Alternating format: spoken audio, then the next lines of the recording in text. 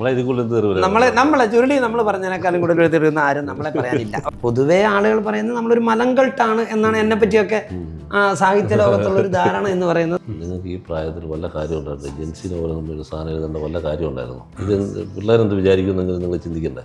അത് ഒരു പ്രധാനപ്പെട്ട ഒരു ചോദ്യമാണ്. ഒരു ബെഞ്ചിങ് എന്ന് പറയുന്ന ഐറ്റം നമ്മുടെ കാലത്ത് ചിന്തിക്കാൻ പോലും പറ്റുമോ? ബെഞ്ചിങ്, കുഷ്യനിങ്, സിറ്റുവേഷൻഷിപ്പ്, ഒരെണ്ണം തന്നെ രക്ഷയില്ല. ഒരെണ്ണം തന്നെ അന്ന് കിട്ടാനുള്ള അവസ്ഥയില്ലാത്തൊരു സമയം. ഇതിന് ചുരുളി, നിങ്ങൾ എഴുതി വെച്ചേക്കുന്ന ചുരുളി, അതുപോലും ഭയങ്കര പൊട്ടിത്തെറിക്കുന്ന കാര്യങ്ങളൊക്കെ എഴുതി വന്ന്. നിങ്ങളുടെ കഥയല്ലേ അത്? കഥ എൻ്റെ ആണെങ്കിലും നിങ്ങളല്ലേ ആ തെറി മുഴുവൻ ഞാൻ എഴുതി വെച്ചത് നിങ്ങളാണ്. അതിൽ പെട്ടെന്നപ്പോഴും അവസാനം നിങ്ങളൊരു നോളം കളിക്കാനുള്ളൊരു മലയാള സാഹിത്യത്തെ സംബന്ധിച്ച് റബ്ബർ ഒരു മോശം വിളയാണ്. നെല്ല് വളരെ മനോഹരമാണ്. നെല്ല് ഭയങ്കര മനോഹരമായ, പരിസ്ഥിതിക്ക് ഏറ്റവും ദോഷം ചെയ്യുന്ന വിള നെല്ലാണ്. അന്ന് ഞാൻ വിചാരിച്ചു ഗുരുക്കന്മാര് ഈ ഏരിയയിൽ വേണ്ട, നമുക്ക് പ്രായമായി വരികയാണല്ലോ. ഇല്ല, എനിക്ക് 38 അതെ, അതല്ല, നമ്മൾ രണ്ടും ഒരേ പ്രായമാണ്, അതിന് പിന്നെ ഒന്നും തർക്കമില്ല. സോഷ്യൽ മീഡിയയിൽ പിള്ളേർ വല്ല വൃത്തിയോട് കാണിക്കുന്നത് റീലാണ്. അവരുടെ റീല് നിരുപദ്രവകരമാണ്. മധ്യവയസ്കരുടെ വർഗീയത നിലനിൽക്കുന്നത് പിള്ളേർക്കൊന്നുമില്ല. ഇല്ല, പുതിയ തലമുറ അതെല്ലാം മാറും. അവരുടെ തലയിലോട്ട് ഇവന്മാരടിച്ച് കേട്ടായിരുന്നു. നമ്മുടെ ഒരു പുസ്തകം ഒരാൾ മേടിച്ചിട്ട് അയ്യേ ഇവൻ പറ്റിച്ചേ എന്ന് നമ്മളോട് പറയരുത്.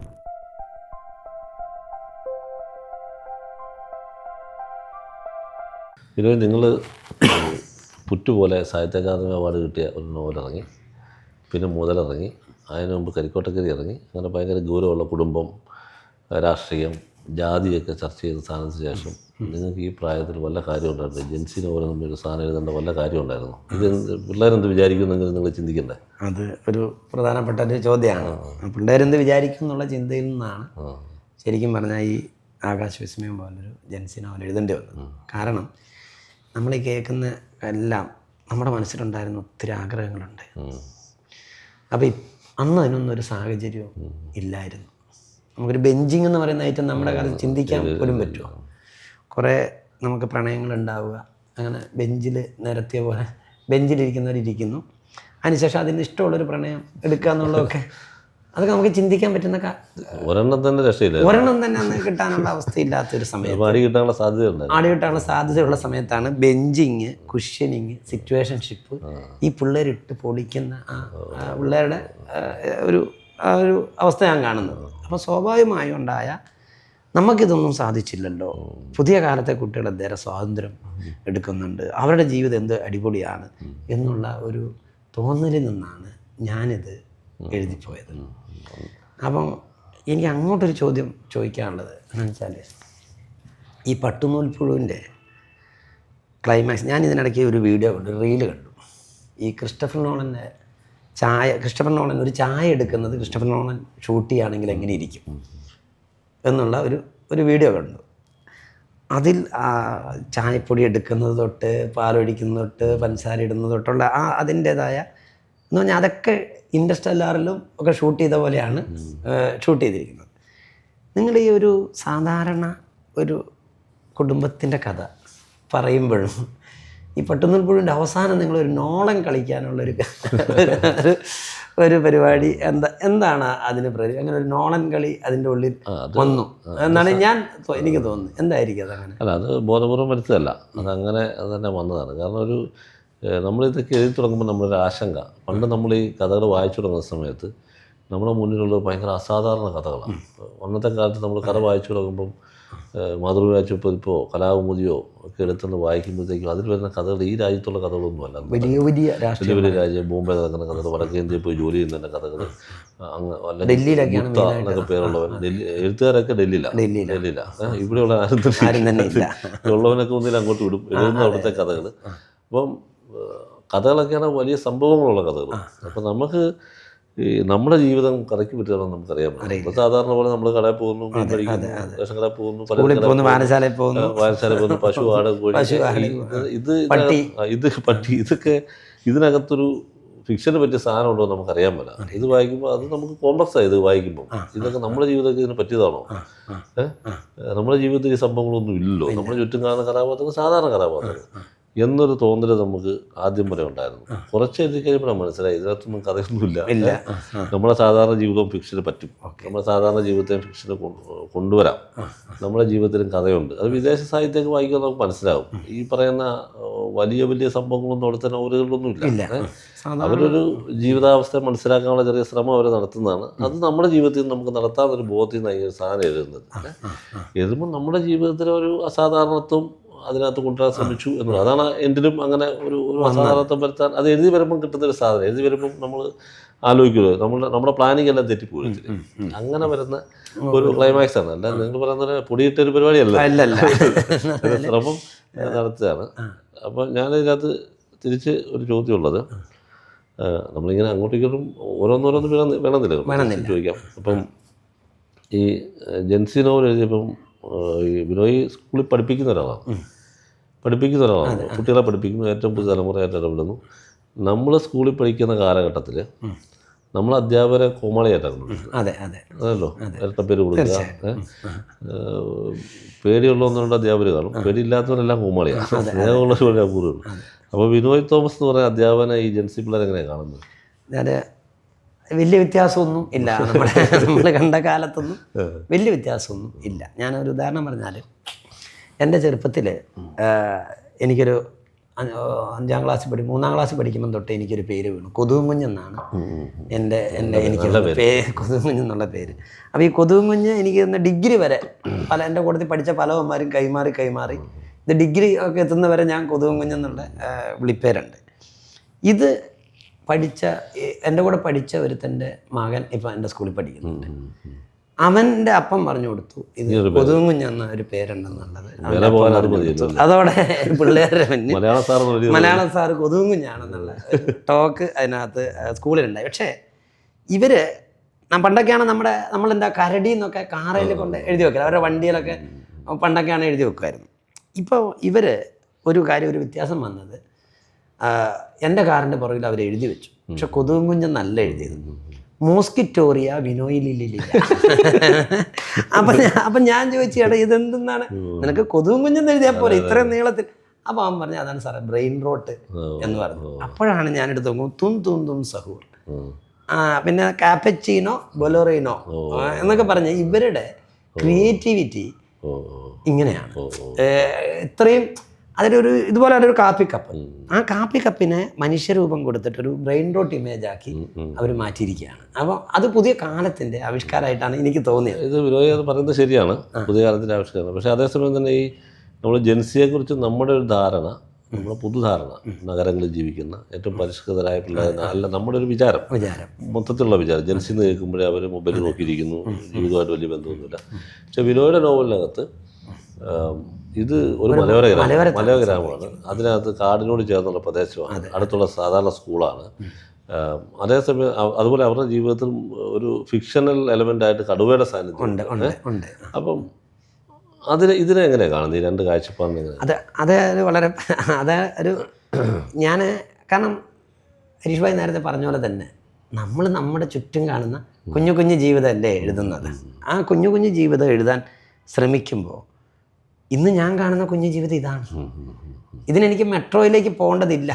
പൊതുവേ ആളുകൾ പറയുന്നത് നമ്മളൊരു മലങ്കൾട്ടാണ് എന്നാണ് എന്നെ പറ്റിയൊക്കെ സാഹിത്യ ലോകത്തുള്ളൊരു ധാരണ എന്ന് പറയുന്നത്. അതൊരു മലയോരത്ത് നിന്ന് വന്ന ഒരു കർഷകൻ. ഈ മലയോരത്തെ കുട്ടിക്കും മെട്രോയിലെ കുട്ടിക്കും തമ്മിൽ ഇന്ന് നമ്മുടെ കാലത്ത് ഭയങ്കര വ്യത്യാസം ഉണ്ടായിരുന്നു.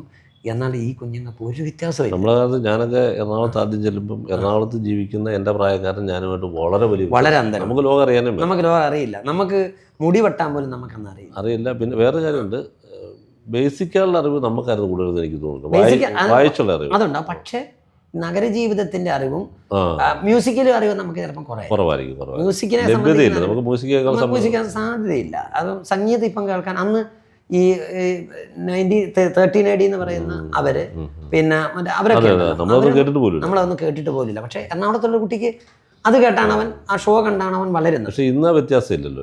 ഇംഗ്ലീഷ് സിനിമകൾ അന്നത്തെ ആലോചിച്ച് നോക്കിയേ, നമുക്കൊരു ഇംഗ്ലീഷ് സിനിമ കാണണമെങ്കിൽ അവിടെ പോകണം. ഹരീഷ് ഭായിക്ക് എറണാകുളത്ത് പോകണം, എനിക്ക് കോഴിക്കോട് വരണം.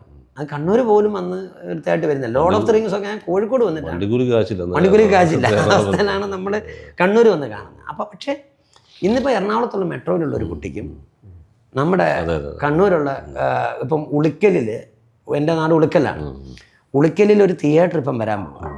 എന്താണെന്നറിയോ, ഈ ഇന്ത്യയിലുള്ള 6 തിയേറ്ററുകളെ ആകെ അവർ ചെയ്യുന്നുണ്ട്. നമ്മുടെ UF അല്ല, സോറി, അറ്റ്മോസ് ഇല്ല, ഡോൾബി അറ്റ്മോസ് ഒരു 6 തിയേറ്ററുകൾ ആകെ ഇന്ത്യയിൽ ചെയ്യാണ്. അതിലൊന്ന് എൻ്റെ നാട്ടിലാണ്. എന്ന് പറഞ്ഞാൽ അവരുടെ പൂർണ്ണ സാങ്കേതികത ഉപയോഗിച്ചുകൊണ്ടുള്ള. അപ്പോൾ ആ സിനിമ കാണാനും ആ ഇത് ചെയ്യാനുമുള്ള ഒരു ഓപ്ഷൻ ഇന്നത്തെ എൻ്റെ നാട്ടിലെ കുട്ടിക്കുണ്ട്. അപ്പോൾ അവരും മെട്രോയിലെ കുട്ടിയും തമ്മിൽ യാതൊരു വ്യത്യാസവും ഇല്ല. അപ്പോൾ ഈ ഒരു ലോകം, അത് നമ്മൾ പറഞ്ഞത് നാട്ടിൻപുറത്തെ കാര്യം തന്നെയാണ്. പക്ഷേ ആ നാട്ടിൻപുറം ഇത്തരത്തോളം എത്തി എന്നുള്ളതാണ് ഞാനാണ് ഇന്ന് മനസ്സിലാക്കുന്ന ഒരു കാര്യം. അതുപോലെയാണ് എനിക്ക് തോന്നുന്നത്, ഇപ്പം ഈ നമ്മുടെ ഇതിനകത്തെ സാംസ എന്ന ക്യാരക്ടർ, പട്ടുനൂൽപ്പുഴുവിലെ സാംസ എന്ന ക്യാരക്ടർ എടുത്താൽ ആ സാംസ ശരിക്കും ടൈം ട്രാവലാണ് ചെയ്യുന്നത്. അല്ല, ഇത് ബന്ധിപ്പിച്ചാൽ അവൻ്റെ കാലത്ത് ഈ അകലമുണ്ട്. ശരിയാ.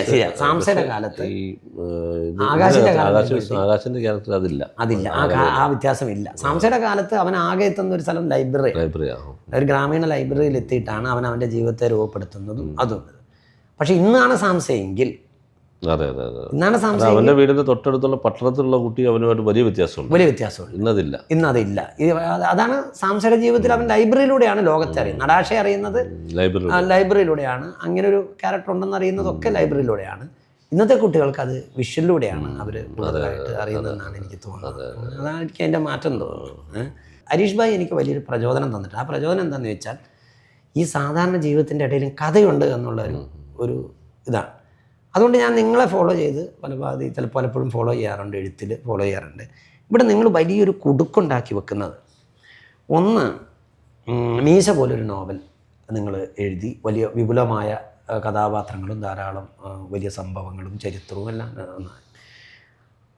അത് കഴിഞ്ഞ പാടെ നിങ്ങൾ എഴുതിയ പിന്നെ പോയത് ഓഗസ്റ്റ് 17 പോലൊരു നോവലിലേക്കാണ്. ഓഗസ്റ്റ് 17 നിങ്ങൾ ചരിത്രത്തെ തിരിച്ചിട്ടിട്ട് അതിൻ്റെ വേറെ കാഴ്ചകളും ഹാസ്യവും ഒക്കെ കണ്ടു.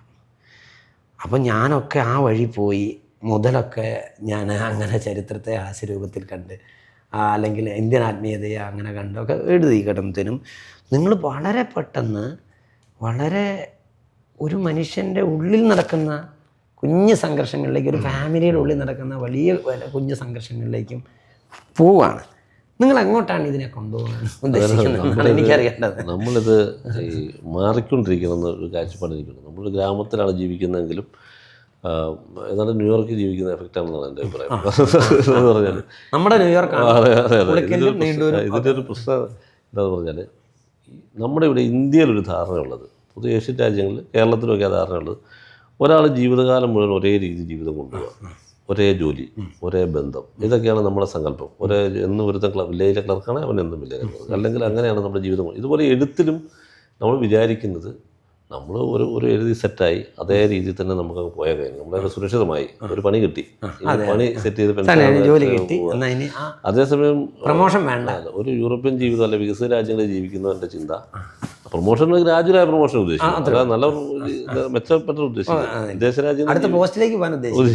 രാജ്യങ്ങളിൽ ജീവിക്കുന്ന അല്ലെ വികസിത രാജ്യത്ത് ജീവിക്കുന്ന ഒരാൾ, അയാൾക്ക് ഇന്നൊരു ജോലി, അയാൾ കോളേജ് ലെക്ചർ ആയിരിക്കും, നാളെ വഴി ചെരുപ്പ് വയ്ക്കാം അയാൾക്ക്, അല്ലെങ്കിൽ കന്നുകാലിയെ വയ്ക്കാം, കൃഷിപ്പണി ചെയ്യാം, എന്തുകൊണ്ട് ചെയ്യാം. അങ്ങനെ സാഹചര്യം എന്ന് പറയുമ്പോൾ നമ്മുടെ എഴുത്തിലും നിരന്തരം മാറ്റങ്ങൾ വേണമെന്നാണ് എൻ്റെ ഒരു കാഴ്ചപ്പാട്. മനഃപൂർവ്വം അല്ലെങ്കിലും നമ്മൾ നവീകരിക്കുക, നമുക്ക് നല്ല പുസ്തകം മര്യാദയ്ക്ക് നല്ല പുസ്തകം വായിക്കുക, പുതിയ മ്യൂസിക് കേൾക്കുക, പുതിയ സിനിമ കാണുക, പിള്ളേരുടെ ജീവിതത്തിൽ നിന്നൊരു കൗതുകം ഉണ്ടായിരിക്കുന്ന ഒരു കാര്യമുണ്ട്.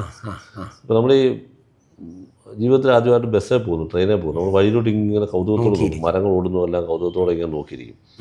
നമുക്ക് ആ കൗതുകമുണ്ട്, ജീവിതത്തിലുള്ള കൗതുകമുണ്ട്. കുറച്ച് കഴിയുമ്പോൾ നമ്മൾ മടുത്തിട്ട് എന്ത് കാണാനും ആ സൈഡിൽ നിന്ന് ഉറങ്ങരുത്. നമ്മളിങ്ങനെ സജീവമായിട്ട് ജീവിതത്തെ തീർച്ചയായും അതാ വിനോദ് ജൻസിനെ പോലെ എഴുതുമ്പോഴും എനിക്കതാ മനസ്സിലാകുന്നത്. അതായത് ആ കൗതുകം നിരന്തരം ഉണ്ടായിരിക്കുകയും നമ്മുടെ എഴുത്തിനെ നവീകരിക്കുകയും ചെയ്യും. ചിലപ്പോൾ പരാജയപ്പെട്ടു പോവാം, പക്ഷെ പരാജയത്തിന് ഒരു ഭംഗി ഉണ്ടാവും. നമ്മൾ മാറിയിട്ടാണ് ശ്രമിച്ചിട്ടാ പരാജയപ്പെടും. അല്ലാതെ വെറുതെ പഴയത് തന്നെ വീണ്ടും ആവർത്തിച്ചിട്ടല്ല, ആളെ പറ്റിക്കാൻ എഴുതിയിട്ട് പരാജയപ്പെടുകയല്ല ചെയ്യുന്നത്. അങ്ങനെയുള്ള എന്നാന്നറിയോ, എനിക്ക് ആകെ ഉള്ളത്, നമ്മളൊക്കെ പൈസയ്ക്ക് മൂല്യം കൽപ്പിക്കുന്നവരാണ്. നമ്മുടെ ഒരു പുസ്തകം ഒരാൾ മേടിച്ചിട്ട് അയ്യേ ഇവൻ പറ്റിച്ച് എന്ന് നമ്മളോട് പറയരുത്. അതുണ്ടായിരുന്നു എന്നുള്ളതാണ് ഞാൻ ആഗ്രഹിക്കുന്നത്. അല്ല, അതന്നെയാണ് ഒരു മൂല്യം എന്ന സാധനം നമ്മുടെ സമയത്തിന് മാത്രമല്ല എല്ലാവരും സമയത്ത് ആളുകൾ ഒരു 200 രൂപ അവിടെ ഒരു ബുക്ക് മേടിക്കുന്നു. ആ 200 രൂപയ്ക്കും ഒരു മൂല്യമുണ്ട്. അവൻ വല്ല കൂലിപ്പണി എടുത്തോ ലോട്ടറി വിറ്റോ ഒക്കെ മേടിക്കുന്ന ഇതായിരിക്കും. അന്നേരം ആകാശവിസ്വം മേടിച്ചിട്ട് കൊള്ളുകയെന്ന് പറഞ്ഞാൽ പറ്റത്തില്ല. അതെന്തെങ്കിലും കിട്ടണം. അതായത് നമ്മളിൽ നിന്ന് ഒരു പ്രതീക്ഷ വെച്ചിട്ടായിരിക്കും മേടിക്കുന്നത്. അതെ അതെ അതെ. അപ്പം അവൻ ചിലപ്പോൾ പ്രതീക്ഷിച്ചായിരിക്കില്ല കിട്ടുക, പക്ഷെ മറ്റെന്തെങ്കിലും കിട്ടണം എന്നുള്ളതാണ്. അതെ. നമ്മുടെ സമൂഹത്തിൽ വിനോയ് പറഞ്ഞ പോലെ പണത്തിന് ഒരു വില കൽപ്പിക്കാത്തൊരു സമൂഹമാണ് എന്ന് പറഞ്ഞാൽ ബുദ്ധിജീവികൾക്കിടയിൽ. പൈസ അതൊന്നും വലിയ കാര്യമൊന്നുമില്ല. അങ്ങനെയല്ല, നമ്മുടെ പൈസ മുടക്കി മേടിക്കുന്ന പൈസ അവനോടുള്ള ഉത്തരവാദിത്വം നമുക്കുണ്ട്. ഇപ്പോൾ സാധനങ്ങളുടെ ഉത്തരവാദിത്വമുണ്ട്. ഏറ്റവും പ്രധാനം വായനക്കാരുടെ ഉത്തരവാദിത്തമുണ്ട്. നമ്മൾ തന്നെ ഉത്തരവാദിത്വം. അതാണ് എൻ്റെ കാര്യം. ഞാനിപ്പോൾ വേറൊരു കാര്യം ചോദിച്ചോട്ടെ. ഈ രജനീകാന്ത് ശ്രീനിവാസനും തമ്മിലുള്ളൊരു കണ്ടുമുട്ടലിനെ പറ്റി ഞാൻ കേട്ട ഒരു കഥയാണ്. ഇതിനകത്ത് എന്തായാലും യാഥാർത്ഥ്യമാണ്.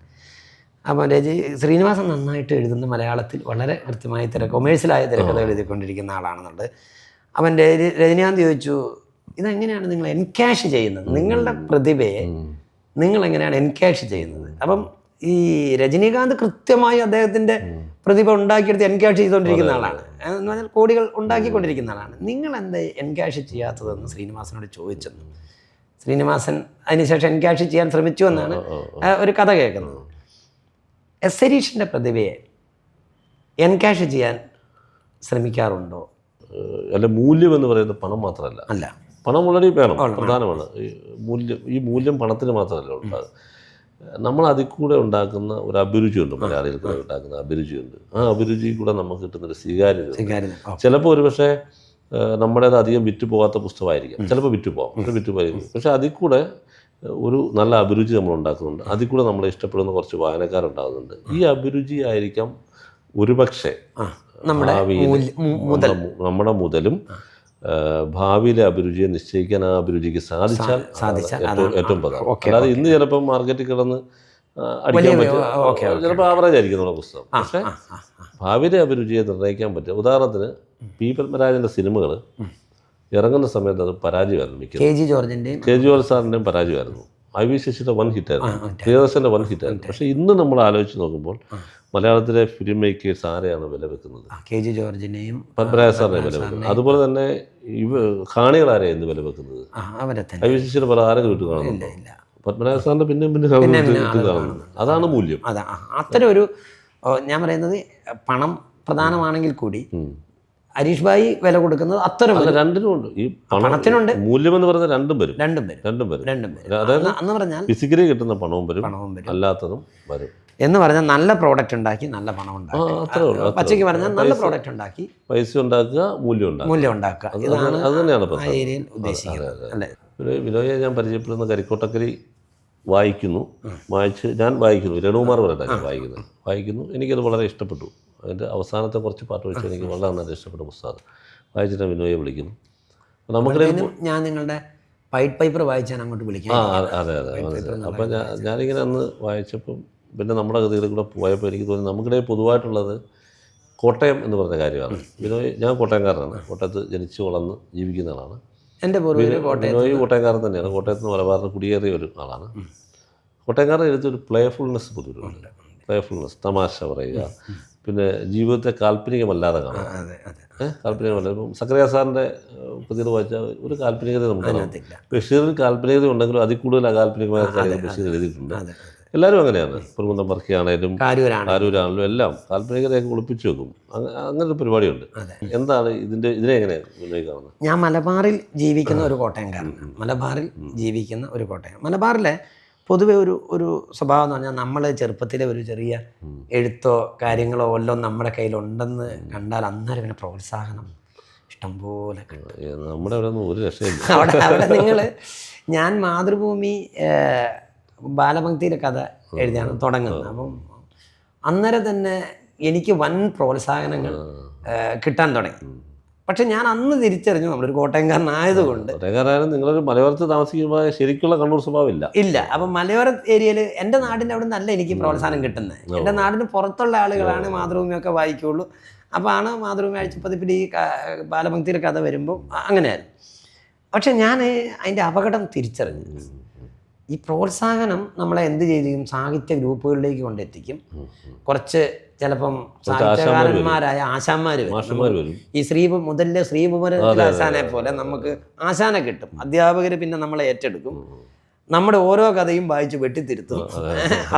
അതങ്ങനെയല്ല വേണ്ടത്, ഇങ്ങനെയാണ് ഉപദേശങ്ങൾ കിട്ടും. അന്ന് ഞാൻ വിചാരിച്ചു ഗുരുക്കന്മാർ ഈ ഏരിയയിൽ വേണ്ട എന്ന് പറഞ്ഞാൽ ഗുരുക്കളെ ധിക്കരിച്ചവരല്ലേ എന്തെങ്കിലും ആയിട്ടുള്ളത്. പ്ലേറ്റോയോട് കോഡ് പറഞ്ഞുകൊണ്ടല്ലേ അരിസ്റ്റോട്ടില് എന്തെങ്കിലും ആയത്. സ്വാമി വിവേകാനന്ദൻ ആരോടാ ശ്രീരാമകൃഷ്ണ പരമഹംസരോട് കടൽ കടന്ന് പോരെന്ന് പറഞ്ഞു. ഞാൻ പോകുന്നു പറഞ്ഞു. പോയത് കൊണ്ടല്ലേ സ്വാമി വിവേകാനന്ദൻ ഉണ്ടാകുന്നത്. അപ്പം ഇങ്ങനെ ഈ ഗുരുക്കന്മാർ വേണ്ട എന്ന് നിശ്ചയിച്ചിട്ട് ഉള്ള ഒരു പരിപാടിയായിരുന്നു എൻ്റെ. അതെനിക്ക് കിട്ടുന്നത്, എനിക്ക് തോന്നുന്നത് ഈ പ്രയോജനം ഇല്ലാതെ നമ്മളൊന്നും ചെയ്യല, ഒന്നും വലിയ കാര്യങ്ങൾ ചെയ്യല. ഞാനതുകൊണ്ട് എൻ്റെ ജീവിതത്തിൽ വെറുതെ കഥ എഴുതി പറഞ്ഞാൽ അയച്ചേക്കാം എന്ന് പറഞ്ഞ് ഇതുവരെ അയച്ചിട്ടില്ല, ആർക്കും അയച്ചിട്ടില്ല. അതുകൊണ്ട് എൻ്റെ ഒറ്റ കഥ പോലും തിരിച്ചു വന്നിട്ടില്ല എന്നുള്ളതാണ്. ഞാൻ എഴുതിയതെല്ലാം പ്രസിദ്ധീകരിച്ചിട്ടുണ്ട്. എഴുതിയതെല്ലാം ഒന്നെങ്കിൽ പ്രസിദ്ധീകരിക്കുക, അല്ലെങ്കിൽ നാടകമായിട്ട് രംഗത്ത് കാണാം. ആവശ്യത്തിന് വേണ്ടിയാണ് ഞാൻ എഴുതാറുള്ളൂ എന്നുള്ളതാണ്. നിങ്ങൾ അതെന്താണ്, അത് കറക്റ്റാണ് പറയുന്നത്. ഒരു കാൽപ്പനികവാദമുണ്ട്. നമ്മളെന്തോ വലിയ ആത്മസംതൃപ്തിക്ക് വേണ്ടി ആത്മസംതൃപ്തി പ്രധാനമാണ്, അതുകൊണ്ട്. കാരണം നമ്മൾ ഇത്രയും വായിച്ചു വന്ന സെൻസിബിലിറ്റി നമ്മൾ എഴുതണം, ഓക്കെ. പക്ഷെ അതോടൊപ്പം തന്നെ നാട്ടുകാർ വായിക്കണമെന്നൊരു ആഗ്രഹം നമുക്കുണ്ടല്ലോ. അതിപ്പോൾ അത് മാത്രമല്ല, അതുകൊണ്ട് എനിക്കെന്നാ വെച്ചാൽ എൻ്റെ എഴുത്തിൽ പല കാര്യങ്ങളും എനിക്ക് പോകേണ്ടി വന്നിട്ടുണ്ട്. ഇപ്പം രാഷ്ട്രീയ പാർട്ടിക്ക് വേണ്ടി മുദ്രാവാക്യം എഴുതുക, അല്ലെങ്കിൽ ഒരു പരസ്യത്തിന് വേണ്ടി ക്യാപ്ഷൻസ് എഴുതുക, അല്ലെങ്കിൽ ജിങ്കിൾസ് എഴുതുക പരസ്യ ചിത്രങ്ങൾക്ക് വേണ്ടി. ഇതൊക്കെ നമുക്ക് പ്രയോജനം കിട്ടുന്ന കാര്യങ്ങളാണ്. അപ്പം ഞാനൊരു ആയുർവേദ മരുന്ന് ഷാപ്പിൻ്റെ അനൗൺസ്മെൻറ്റ് ഞാനിങ്ങനെ എഴുതി, ഞാൻ തന്നെ ബാല്, നൃത്തസംഗീത നാടകം, മോണോ ആക്ട്, കഥാപ്രസംഗം തുടങ്ങി എഴുത്തിൻ്റെ എല്ലാ ഏരിയയിലും കൂടെ പൈസ കിട്ടാൻ വേണ്ടി ഞാൻ പോയിട്ടുണ്ട്. ഇതൊരു വലിയ എക്സ്പീരിയൻസ് ആണ് നമുക്ക് എഴുത്തിൽ. അതുകൊണ്ടാണ് എനിക്കിപ്പോൾ മനോരമയിൽ കോളം എഴുതാൻ സാധിക്കുന്നതൊക്കെ എന്ന് പറഞ്ഞിട്ട് ഞാൻ പറയുന്നത്, ഏത് പുതിയ എഴുത്തുണ്ടോ അതൊരു വലിയ സ്കൂളായിട്ടാണ് ഞാൻ കാണുന്നത്. എഴുത്തിൻ്റെ ഒരു സ്കൂളായിട്ടാണ് ഞാൻ കാണുന്നത്. ഈ രൂപം എന്നെക്കൊണ്ട് പറ്റുമോ, എന്നോട് ലോകത്ത് എന്ത് കാര്യമോ പറ്റുമോ എന്ന് ചോദിച്ചാൽ പറ്റില്ല എന്ന് ഞാൻ പറയില്ല. ഇപ്പോൾ ഈ ക്യാമറ ഓപ്പറേറ്റ് ചെയ്യാനെന്ന് വെച്ചാൽ ഞാനത് ചെയ്യും, പക്ഷെ ചിലപ്പോൾ ഫൗളായിരിക്കും, പക്ഷേ അത് ഞാനൊന്ന് ചെയ്യാൻ ശ്രമിക്കും. ഏത് കാര്യം, വിമാനം ഓടിക്കാൻ പറ്റുമെന്നൊന്ന് ശ്രമിച്ചിട്ടേ ഞാൻ അറിയില്ല എന്ന് പറയുള്ളൂ. അതാണ് എൻ്റെ ഒരു രീതി. ഇതൊരു എനിക്ക് തോന്നുന്നത് നമ്മുടെ ഒരു പൊതു സ്വഭാവമല്ല. കോട്ടയംകാരായ ആളുകളോടും പറ്റിയരുടെ ഉപയെന്ന് പെട്ടെന്നൊന്നും പറയാല, നമ്മളൊന്ന് ശ്രമിച്ച് നോക്കിയിട്ട് ട്രൈ ചെയ്തിട്ട് സമൂഹമാണ്. പക്ഷേ ഈ മലബാറിലൊരു രീതി ഞാൻ കാണുന്നത് പരമാവധി എളുപ്പത്തിൽ വലിയ കഷ്ടപ്പെടാൻ കഴിയല്ല. അതെ, കഷ്ടപ്പെടാൻ കഴിയത്തില്ല. പിന്നെ അതിലുപരി ഭയങ്കര കാൽപ്പനികരാണ് അവര്. അതായത് അവിടെ നെൽകൃഷി, ഇവര് നെല്ല് കൃഷി ചെയ്യാൻ പറ്റാത്ത സ്ഥലത്ത് പൊനം കൃഷി എന്ന് പറഞ്ഞാൽ വെള്ളമില്ലാത്ത, നെല്ലിന് നല്ല വെള്ളം വേണം നമുക്കറിയാം, കുറച്ച് കരനെല്ല് അവിടെ കൃഷി ചെയ്തിട്ട് അതിന് വേണ്ടി കാവലിരിക്കുന്ന ഒരു ജനതയായിരുന്നു. വലിയ കൃഷിയൊന്നും, പിന്നെ ചേമ്പ് അതൊക്കെ അധികം ആഴത്തിൽ ജസ്റ്റ് ഒരു കുഞ്ഞൊരു കുഴി എടുത്തിട്ട് തൂമ്പ എന്നൊക്കെ പറഞ്ഞ് ഇത്രയേ ഉള്ളൂ അക്കാലത്ത് ഈ കുടിയേറ്റം വരുന്നതിന്. കോട്ടയത്തു നിന്ന് വന്ന ആളോട് ഇത്രയും വലിയ തൂമ്പയും കൊണ്ടാണ് വരുന്നത്. ആ തൂമ്പ കാച്ചിച്ച് മണ്ണിൽ ഇളക്കി കപ്പയ്ക്ക് കൂടം കൊത്തുക എന്ന് നമ്മൾ പറയാം, കോട്ടയത്ത് പറയാം ഒരു കൂന കൂട്ടി. എന്നാൽ മലബാറിൽ കൂന കൂട്ടുന്ന പരിപാടി ഇല്ലായിരുന്നു. അവരൊരു ഏരി പോലെ ഇങ്ങനെ വെട്ടി, നമ്മൾ ഈ ചീനിപ്പടലൊക്കെ നടാൻ ജസ്റ്റ് കുഴിച്ചു വെച്ചിട്ട് പോകും. അതിൽ നിന്ന് എന്തെങ്കിലും കിട്ടിയാൽ ഹാപ്പിയായി. അവർ പുതിയ ഈ റിസൾട്ടിന് വേണ്ടി കൂടുതൽ ശ്രമിക്കുന്ന ഒരു പരിപാടി ഇല്ല. കാരണം അവർ വളരെ ഒതുങ്ങി ജീവിക്കാൻ ആഗ്രഹിക്കുന്നു. അത് ഈ വിളയുടെ കാര്യത്തിലെല്ലാം ഉണ്ട്. ഇപ്പോൾ ഈ സക്കറിയ സാറ് കൊണ്ട് എഴുതിയിട്ടുണ്ട്, മലയാള സാഹിത്യത്തെ സംബന്ധിച്ച് റബ്ബർ ഒരു മോശം വിളയാണ്. നെല്ല് വളരെ മനോഹരമാണ്, നെല്ല് ഭയങ്കര മനോഹരമായ, പരിസ്ഥിതിക്ക് ഏറ്റവും ദോഷം ചെയ്യുന്ന വിള നെല്ലാണ്.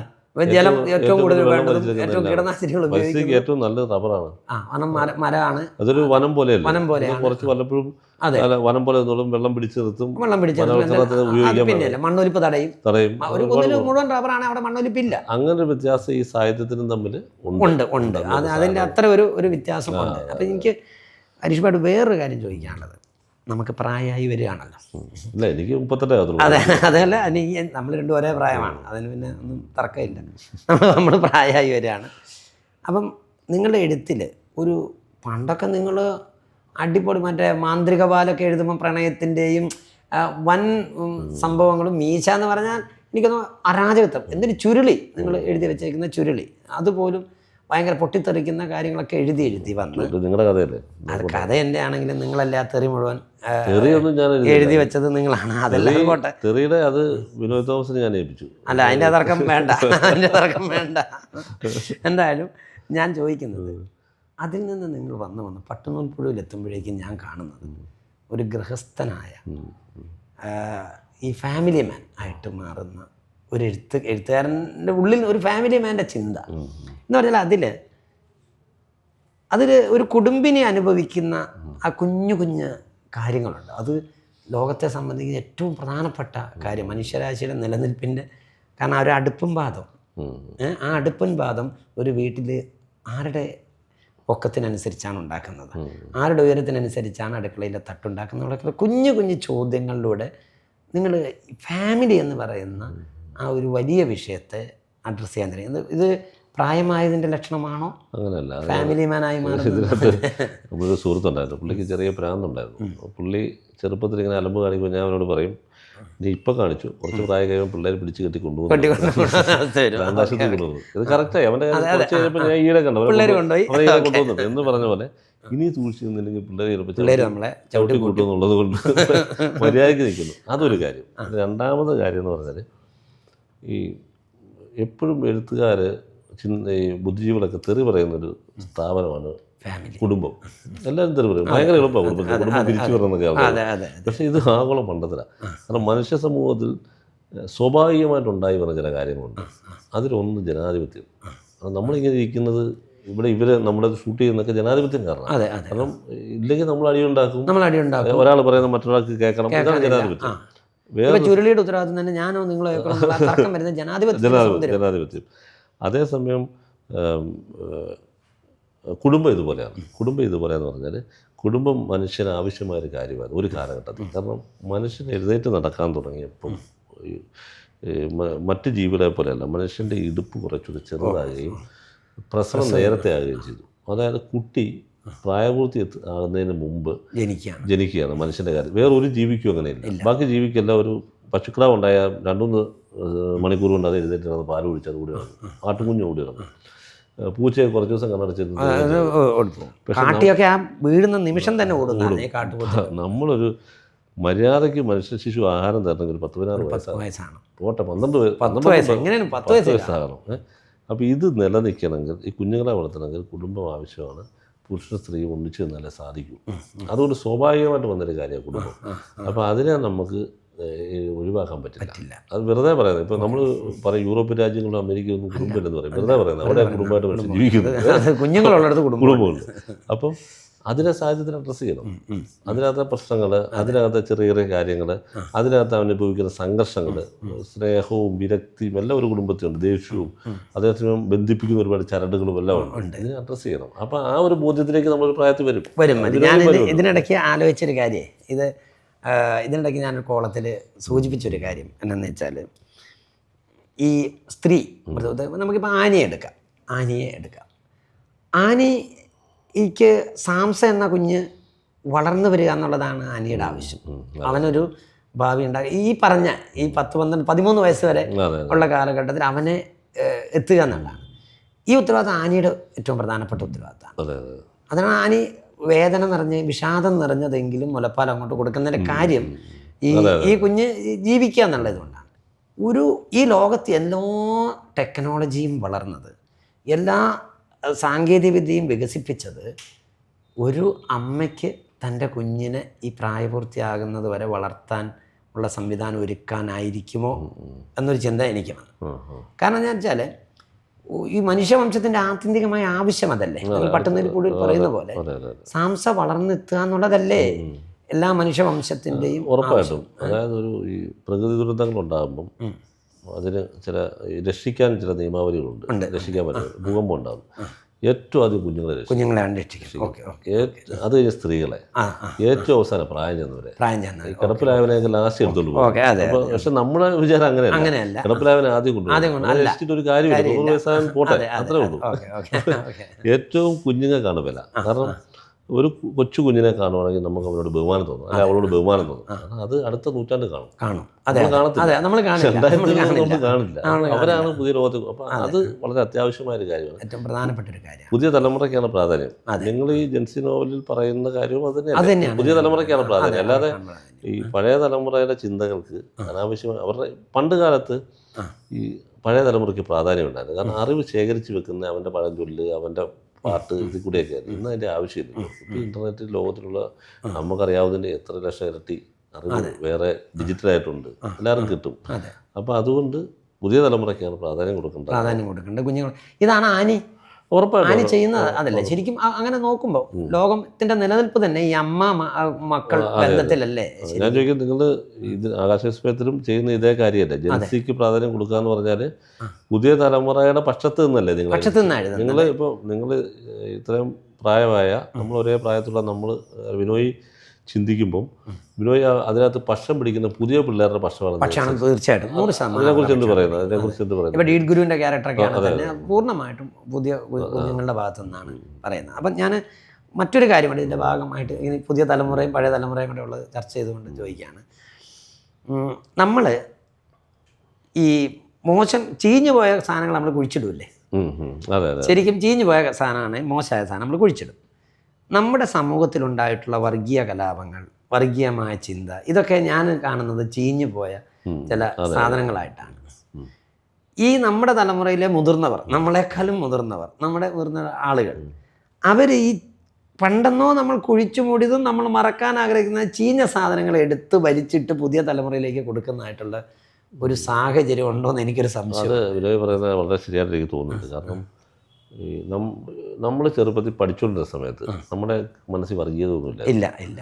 വർഗീയതയില്ലായിരുന്നു. നമ്മൾ ഇപ്പം ഇരിക്കുന്ന ക്രിസ്ത്യാനി, മുസ്ലിം എല്ലാവരോടും നമ്മൾ ഒരുപോലെ വരും. നമ്മൾ അവൻ കൊണ്ടിരുന്ന കഴിക്കുന്നു. നമ്മൾ കുറച്ച് പ്രായം കഴിയുമ്പോഴാണ് വർഗീയത ഉണ്ടാകുന്നത്. ഇപ്പം ശ്രദ്ധിച്ചാൽ മനസ്സിലായി, മധ്യവയസ്കരുടെ വർഗീയത നിലനിൽക്കുന്നത്. പിള്ളേർക്കൊന്നുമില്ല. പുതിയ തലമുറ അതെല്ലാം മാറും. അവരുടെ തലയിലോട്ട് ഇവന്മാരടിച്ച് കയറ്റായിരുന്നു. അതല്ല ഞാൻ അപ്പം കാണുന്നതേ, ഇത് ഇവരെല്ലാം നമ്മുടെ സോഷ്യൽ മീഡിയയിൽ പിള്ളേർ വല്ല വൃത്തിയോട് കാണിക്കുന്നത് റീലാണ്.